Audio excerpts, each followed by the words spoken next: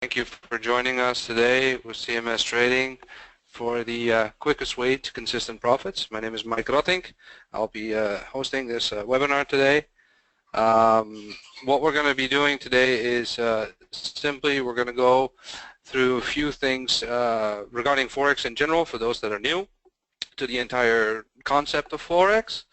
On top of that, we're going to go quickly over the platform, look a little bit where everything is. We will then transition into some of the basic rules on trading, what to keep in mind before entering a trade, how to calculate certain things,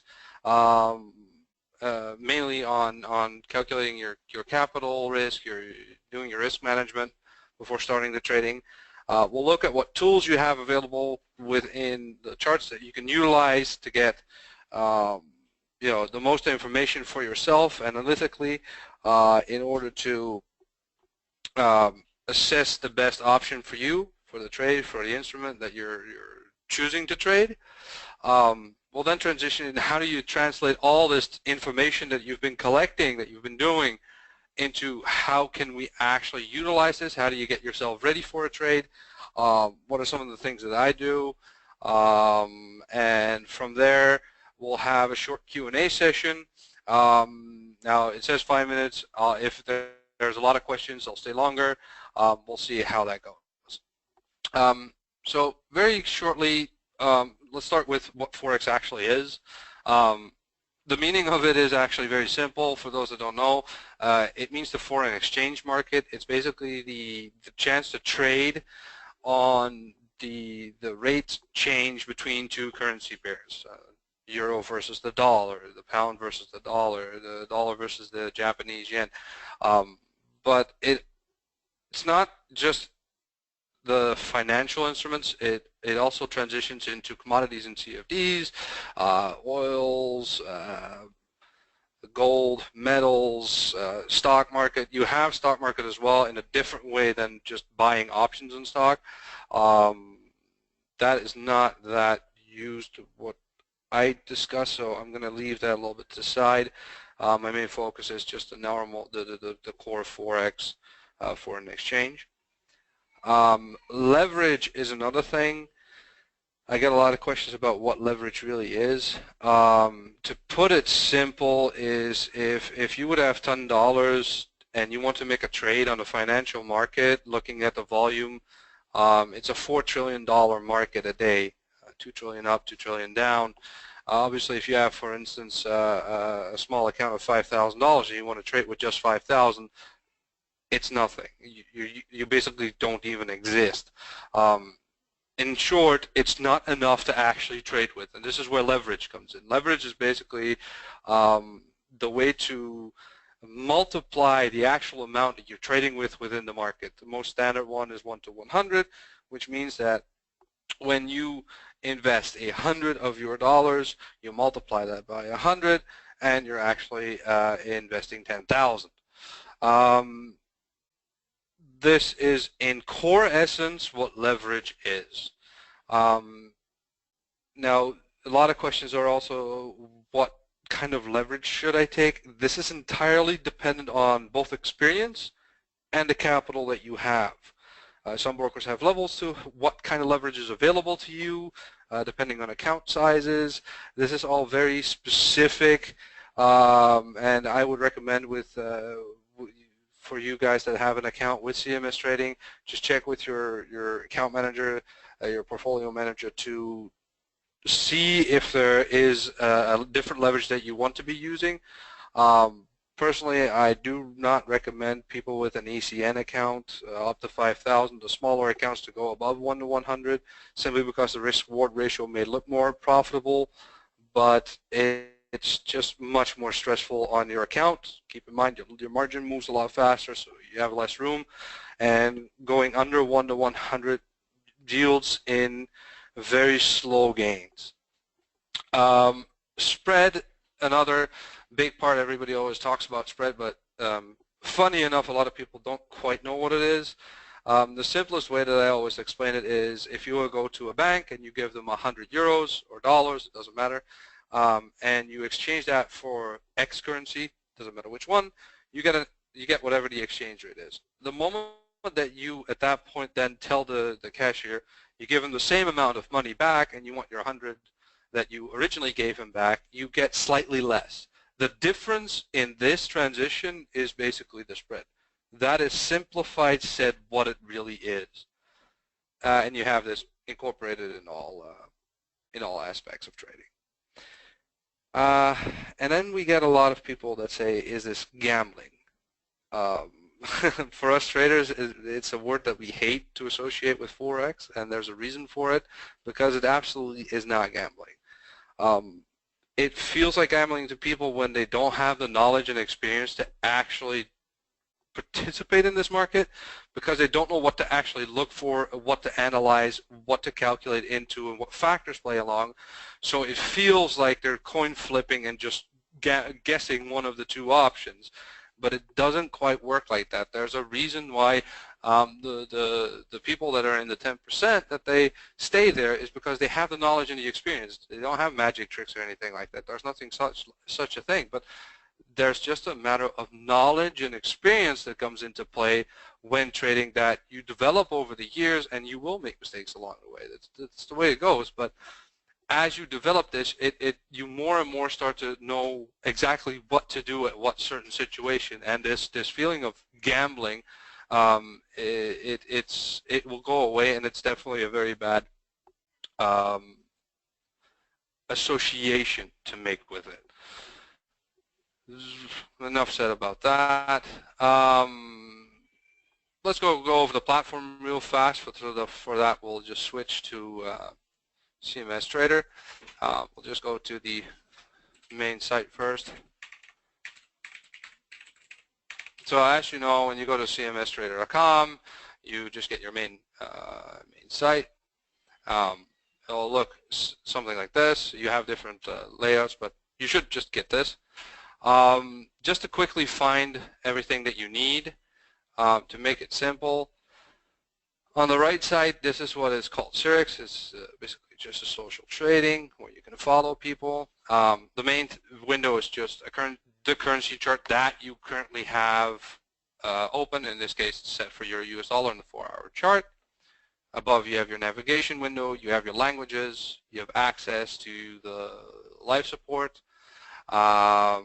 Normally here you have login, but I'm already logged in. You can deposit your funds here, obviously. Now you can trade in this chart. However, we'll go to that in a moment. That it's not quite optimal to trade to trade from this actual window, and I'll show you in a moment why.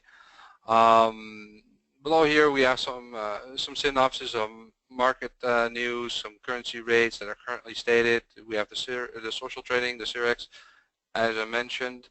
There's a featured page. There's always, you might just not notice somebody, so just go ahead and take a look at that. Sometimes there's somebody there that looks really good for you with a style that you like. Always check that out. Mobile app, newsletters. So these are all very self-explanatory. I'm not going to go into them. We don't have the time for that. If you want to personalize your account a little bit, you can just go to your account settings, and it takes a little while because I'm streaming, so hold on. This will also automatically take you to the web trader. This is the actual screen that you want to actually trade from. It gives you a good broad overview on the bottom of your balance, your equity, your free margin, your current margin, your P&L, your margin levels, your credits, your normal trading windows, your instruments that you want that you can quickly search through. If you don't like this screen, you can just click it away if you have, you prefer to scroll through this version.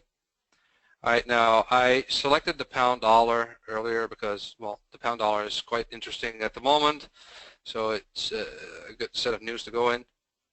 Just by using your scrolling mouse, you can zoom in and out, and you can see the rate that you have. Again, you have your deposit. You can enable your one-click trading over here. You can choose between an order and a pending order. It's again very self-explanatory. I don't have the time to really go through all of this with you. I think most of this is self-explanatory for everybody. However, if you do have issues, please go ahead and afterwards go to the support if you get stuck on any of this, and the support will be more than happy to help you out with that.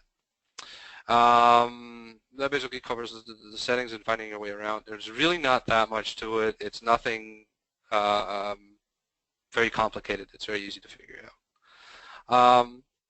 And we'll just do it like this. Moving on, the next thing that we have is basically the rules of trading, and we'll just go over this really stable. I don't know why it doesn't start on the page that I have. My apologies for that. So with the rules of trading, let's start with the start.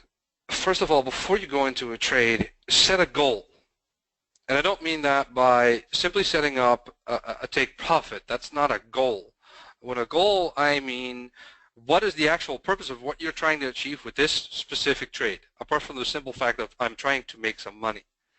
But you need to calculate, the amount of money, and this comes out of your analysis that determines, okay, where you think it will be going, where you think that the take profit is going to be appropriate, where the stop loss is going to be appropriate, and where your entry point is. Now that you have a range, you then need to determine how much that range is going to be in the terms of value, and this is your goal. The way I usually trade is I set it up with 3 take profit goals, basically take profit 1, 2, and 3. And the way that this works is that, and we'll get to this a bit later, I'll show you exactly what I mean. With the first stage, what we look at is when you open a trade, the first price point that you have in mind that is going to transition to is the close range point. Now once you've attained that, that is basically your goal. And that is your initial goal, and once that is mounted, you try to move your stop loss into the positive side, just underneath that profit, in case it falls back, but you still obtained your goal. That it goes down and afterwards goes up, or the other way if you have a sell, it doesn't matter, because you have attained your goal at that point. Don't risk losing a winning trade simply because you want to get more, and that is the next point. Don't get greedy. This is where a lot of traders lose a lot of winning trades, and moreover, their accounts. People are always pushing for that little extra. I try to get more. They trade too big of lot size. This comes to risk management. We'll get to that in a bit. If people want to get too much too fast, and it is, again, setting a realistic goal. If you have a $5,000 account, don't try to make $50,000 out of it in the first month. It's not going to happen 90% of the time. There's the rare occasion of people that just go bananas with it and do manage. I mean, salutations, very well done, but you're not going to pull that off 10 times in a row.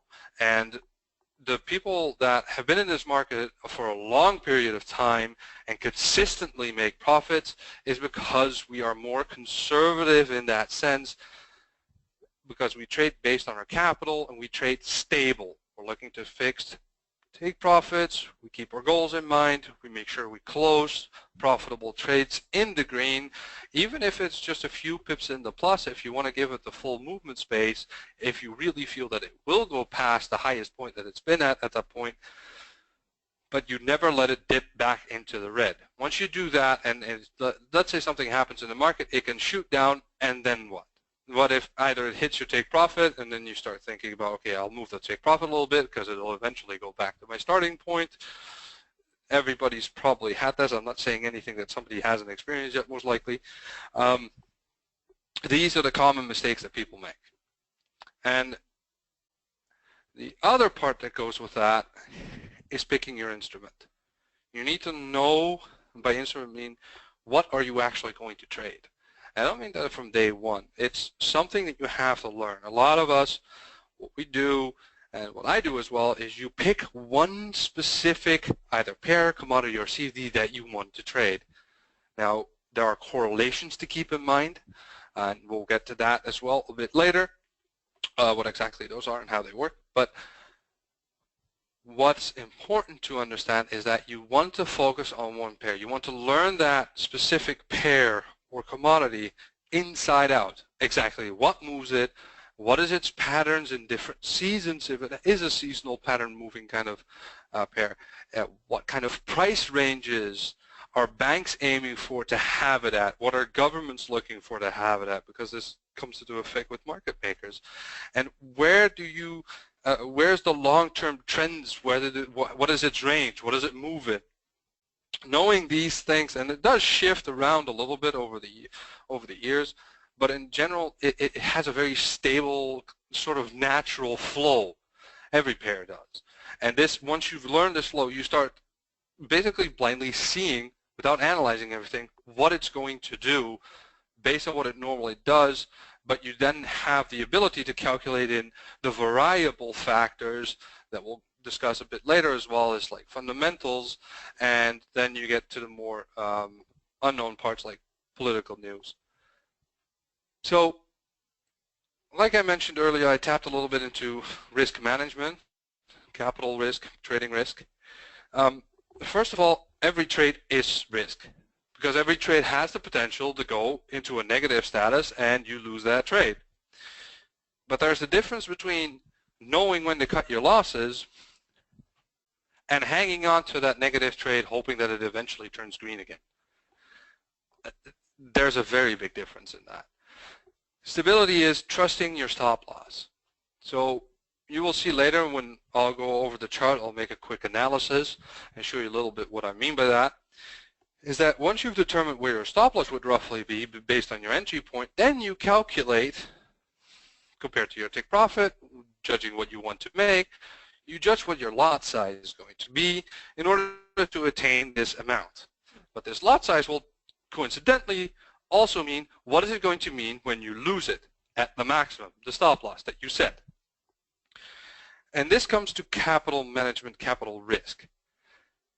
Your risk on your monetary gain you should try to aim to risk no more than 2 to 3% as a beginner, definitely, preferably like 2-3%. Yeah, 2-3% is good on each trade, right? So if you have 5,000 as a small ECN account, you should not aim, for a stop loss that is $1,000. 1/5 of your account. That makes no sense. That risk is way too high for what you have. That way you can only make that mistake 4.5 times and it's over.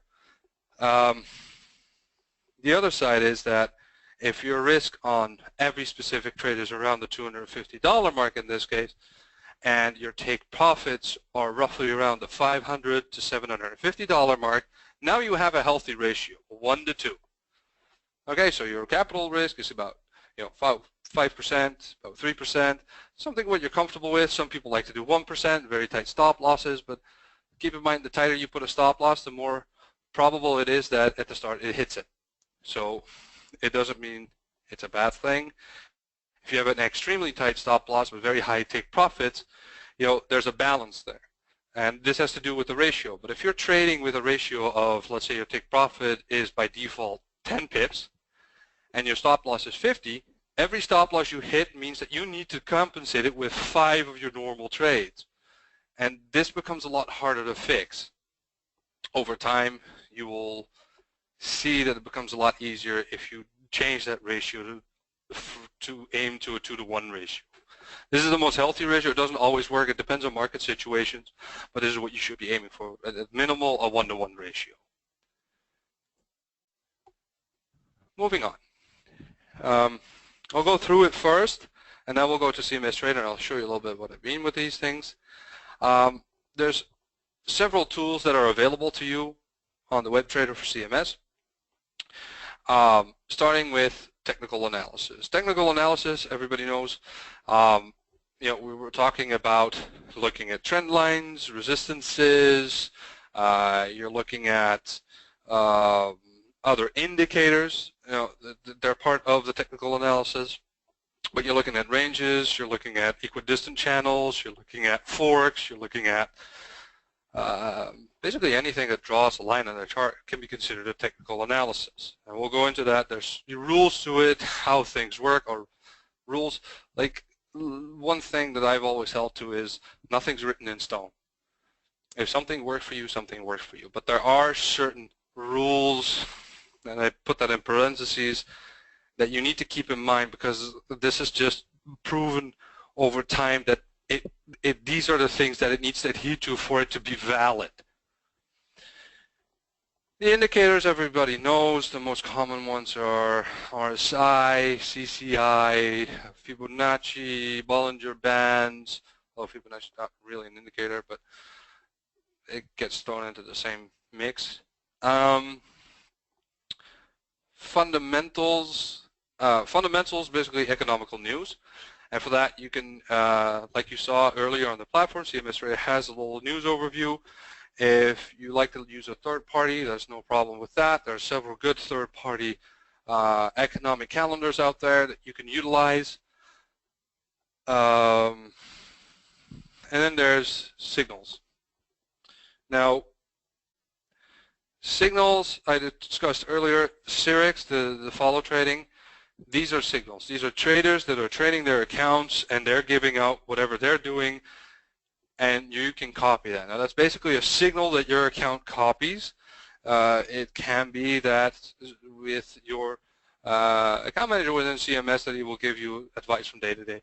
Okay, I think that the market's doing X, Y, Z. This is also a signal. But do keep in mind, signals are to keep in mind. You don't always have to follow them. You always need to make the choice for yourself. At the end of the day, it's your money. When you're follow trading through the CRX program, the trading gets done for you because you decided to follow, so that's when you choose. You can, when you click on a follow, you'll see there's different setups that you can choose from.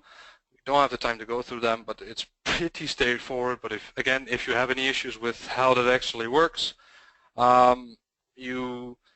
the best thing you can do is just go to live support or your account manager. And there's one more that I want to add here really fast, and that is the semi-political news. Like you saw before we started the program, I have Bloomberg on. I think nobody in the financial world does not know who or what Bloomberg is. This is basically the news channel for our financial developments within this market, within the financial and stock market. And it also keeps track of the political news for you. And political news can have a very profound effect on the Forex industry. As point taken recently, the elections of the US were, although slightly predictable, you could see exactly that the market still got a shock and awe from Trump coming ahead. You could see the immediate effects of these polls rolling out, these ending polls, these exit polls, where you saw the market move the second these things came out. So looking at a technical analysis, we'll go to the CMS, to the web trader for a moment, and I'll give you a little bit of an idea where you can find everything there. First of all, the chart, if you don't like candlesticks, personally, I don't think I've met anybody that doesn't use candlesticks, but if you prefer bars or lines, just click on this and you can change it.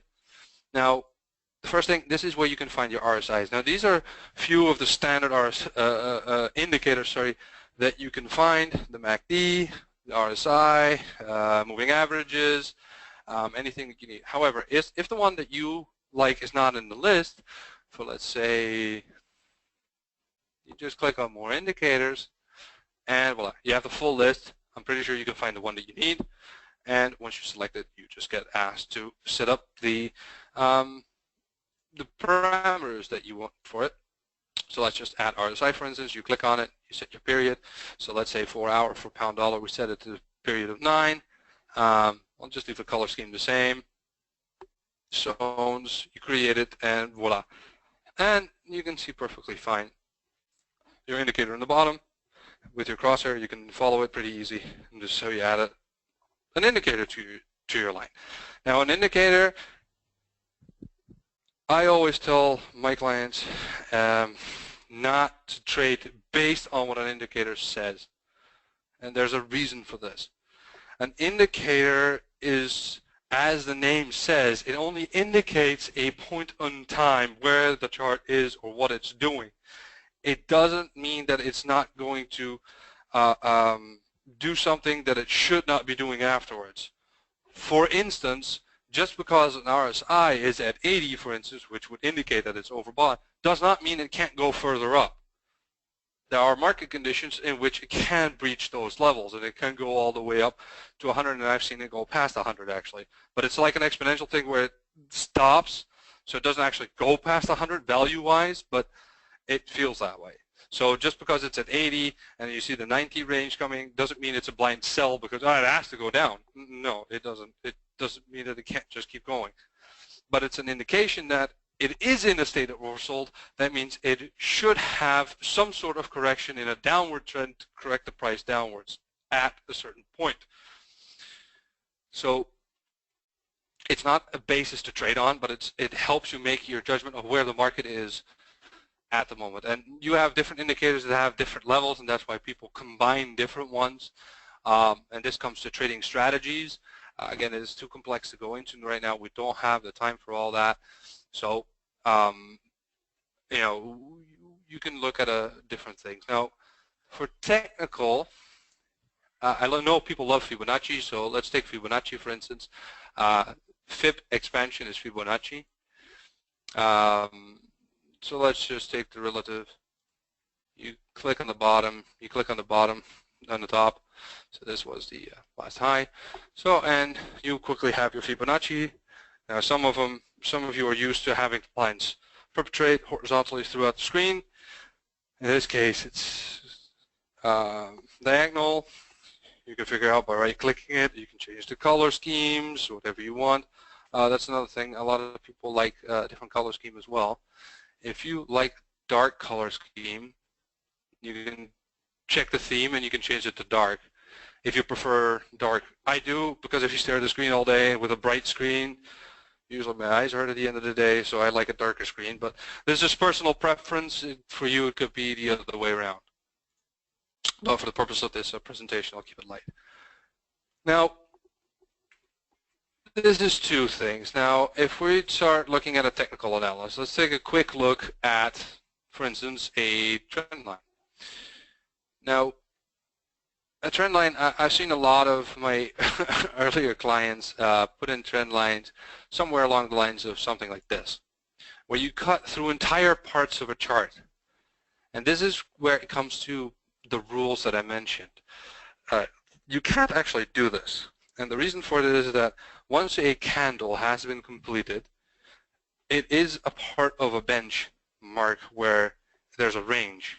Now, there are a few exceptions in which you can pull it through a certain line, but the general rule of thumb is that when you find a trend line, you try to take the bottom or top sides of a diagonal candle or horizontal if you're trying to find a resistance line. And from that point, you try to find 3 or more connection points, flawless connection points. So let's try to do that real fast on here. So let's say we take this part here. So we take this part, and we can quickly see that this is pretty solid where it keeps bending off. So this is a trend line, and this is one of those exceptions. This was a flash crash that happened, what was it, July, I think, where you see this huge needle, but this was an exceptional market circumstance, and you won't find those often. It was called the flash crash. It was in the news for a few days, if not weeks. So you can understand pretty easily, like, okay, that doesn't happen often. Swiss Re move, something like that. It's not like they're going to do that once a year. So if we just take it from this moment onwards, we can see a very solid trend line developing. So this downward channel, you can now have a sense, okay, if it will continue the full set, then this is the point where it becomes a critical point. Once it gets to that line, and this is where you start making your decision. If it breaks that line, you could have a breaking of a trend. And the trend currently is up. The line is diagonally up, so the trend is up. Once it breaches that level, it has the potential to start falling. Now, some people jump on it way too early, and other people wait way too long. The hardest part is judging when to go and when not to go. Sometimes you have to take a little bit of a gamble when you actually go in, and there's the word gamble. It's really a gamble, but it's a hunch. It's a little bit of a belly feeling that you develop over the years and experience that when you actually enter the trade. But if you're looking at the screen and 2 4-hour candles go by, and the trend has already done 100 pips past the breaking point. For instance, it goes past this point where my cursor is right now, and it keeps going down, and now the price is somewhere over here. That means that this entire part is what you've already missed, and now you're starting to think about, okay, let's sell. But then you run into the following, and this is where the horizontals come in. Oh, yeah. Let's see, roughly around here. So when it breaches that, this is the first resistance line that it will follow. Let's say where the price was. This is a resistance line. So if you would go in now, in the example that we had, that let's say you see the market sitting over here, you missed almost half the trade, and now you're trying to profitize of this little bit. It's not exactly the most optimal moment to step into the market. It would have been a lot better to just say, okay, well, here's a horizontal line as well. If we look at this bit and we look at this bit, now the horizontal lines, you can see here it's 1, 2, 3 points, and this one slightly breaks through it.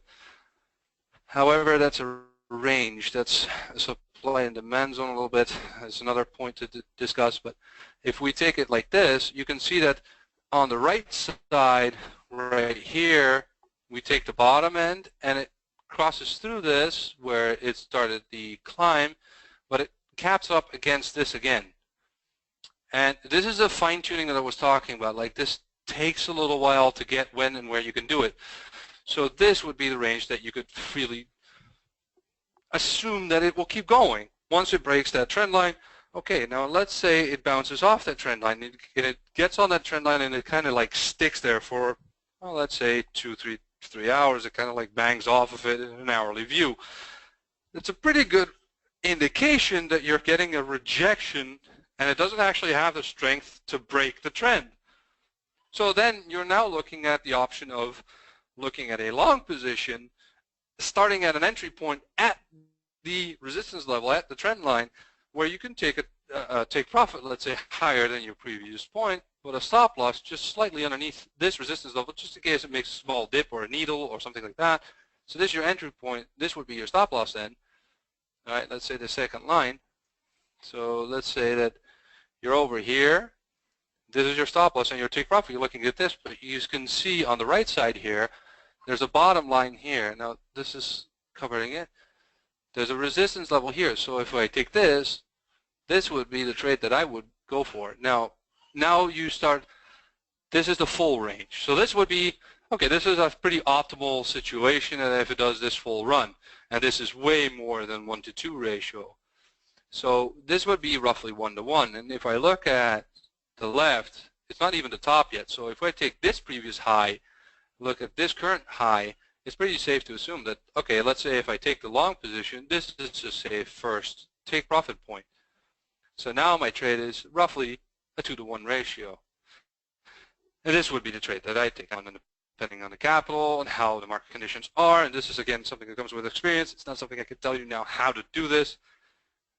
If you're really confident about the trade, you know, you can take more than that 3%. This is not something for beginners. Again, if you're a veteran, I don't need to explain you how you calculate, you know, a full margin trade, or when you're confident that you really go for it.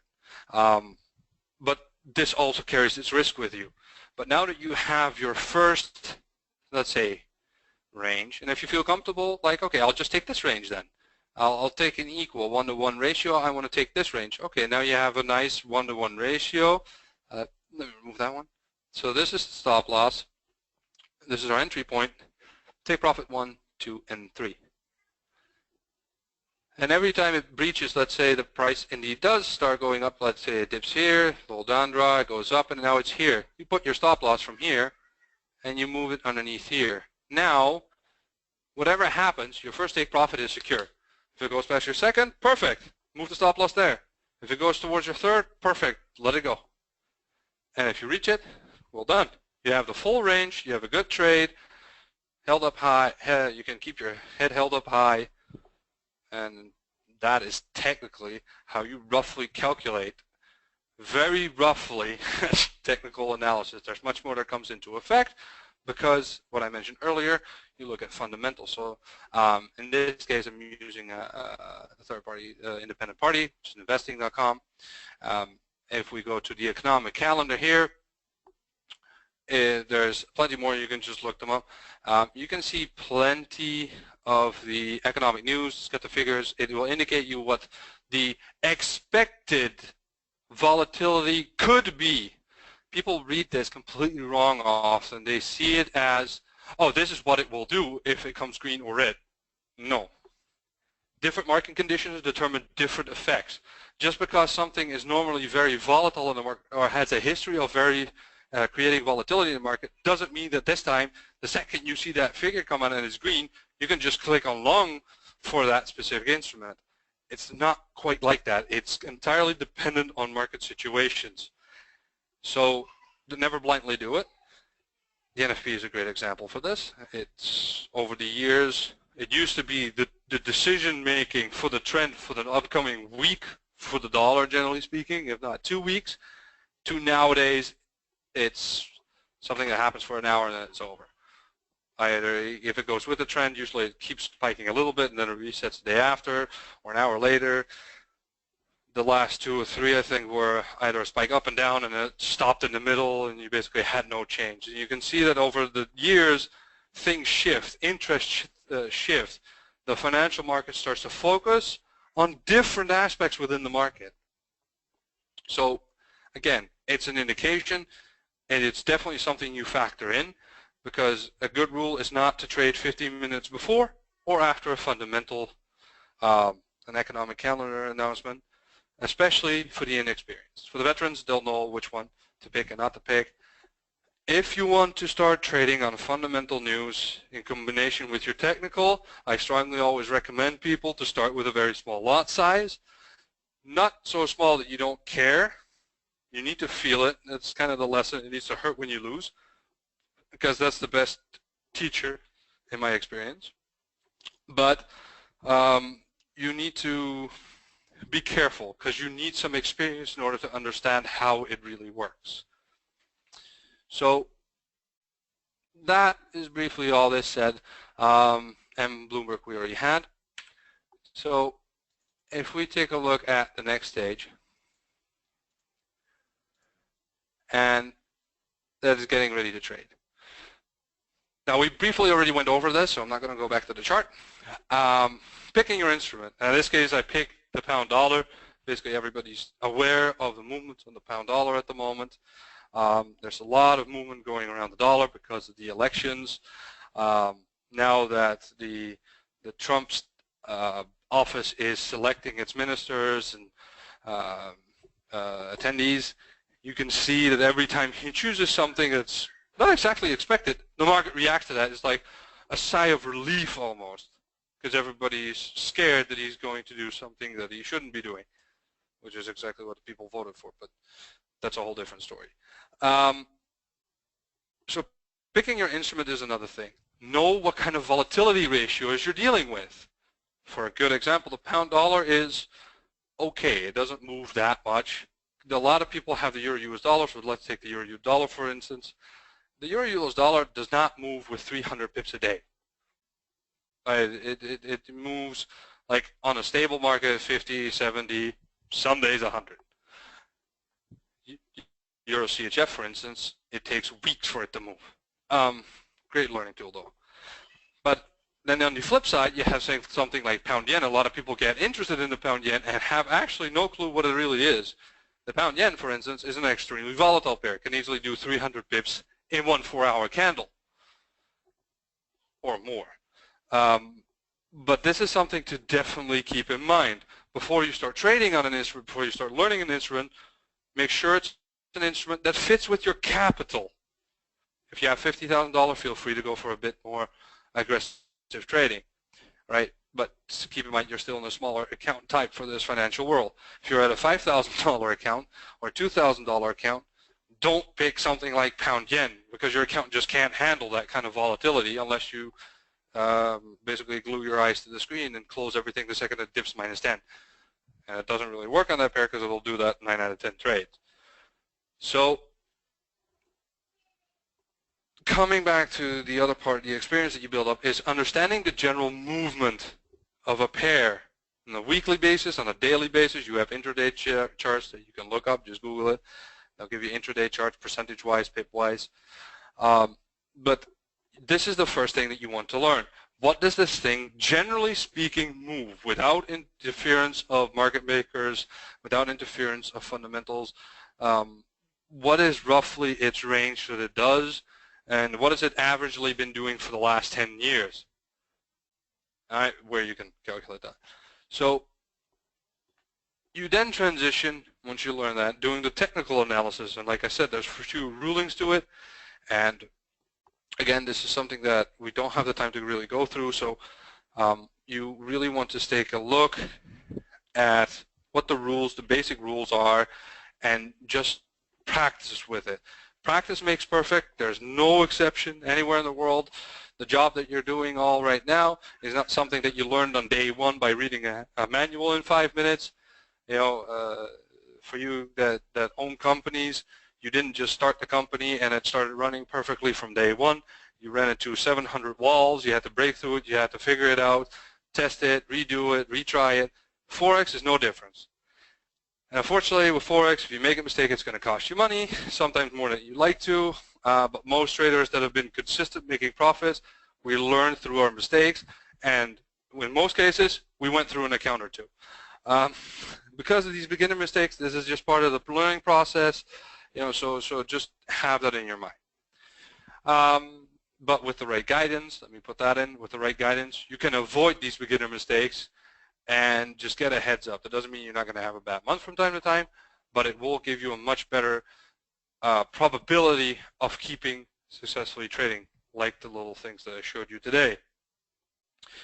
Now, reading your indicators, like I said, you read them. You don't trade on them.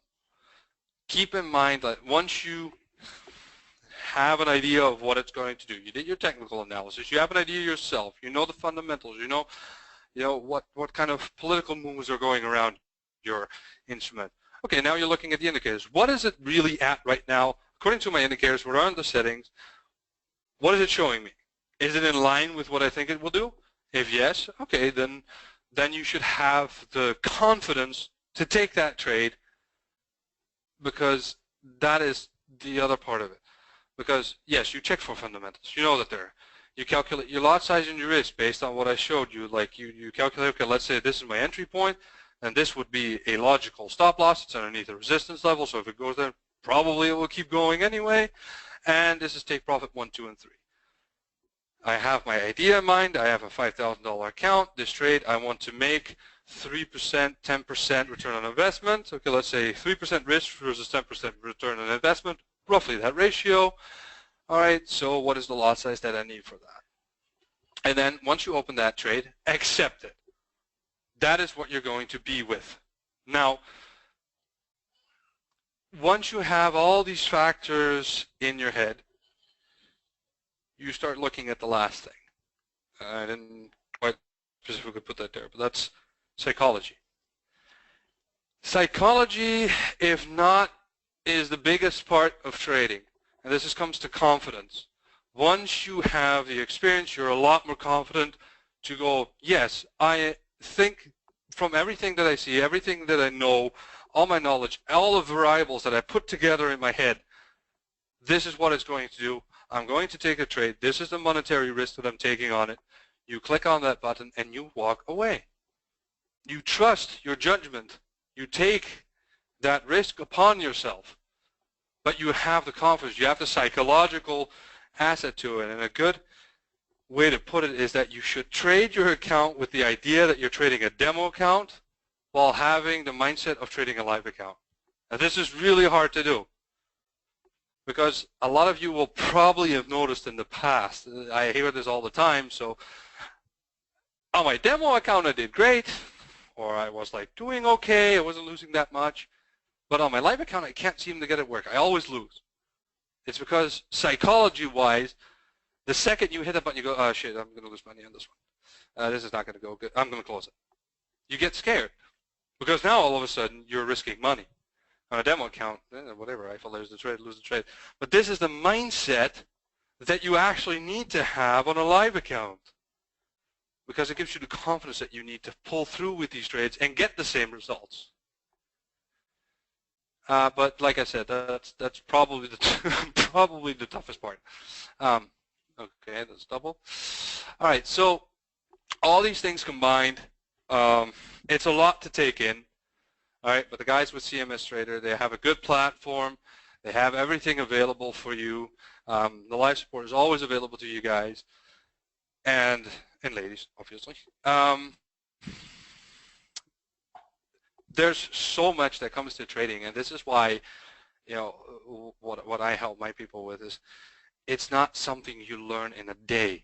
If you have the illusion of, I start a $500 account, I'm going to have 50,000 at the end of the year, please go to the casino and do roulette. This is not the market for you. This is an investment world. You want to do it right. You know, get $5,000, $10,000, get that together. If you can't afford it, start lower, but put your expectations down as well. And it's okay. A lot of people start with 1,000, 2,000. It's okay. A lot of people don't have more. But don't put your expectations up like, I'm going to be a millionaire in 2 years. No, you won't. And if you push yourself to that, you won't have an account in 2 years, probably not in 3 months. So, you know, proper realistic goals, right mindset, and taking the time to learn how to do it and take advice from the people that have done it and can prove you and show you how to do it. So that all said, I'd like to thank everybody for their time, for listening. Like I said, the QA is open. There's a chat in the GoToMeeting. If you have a question, just answer me. I'll try to answer it as directly and shortly as possible. If there's anything that I don't know directly, I'll figure it out as fast as I can and get in touch with you to give you the answer still. If it's regarding CMS trading, specific account types and whys, I would suggest going to the support guys. For my end, if it's regarding anything within the webinar or the trading in general, I'll be more than happy to answer any of your questions. So guys, feel free, get on that Q&A, get on the chat, and I'm looking forward to seeing your questions. And thank you again for watching. My name was Mike Rotting, and for CMS Trader, I wish you all a very pleasant evening and lots of profit.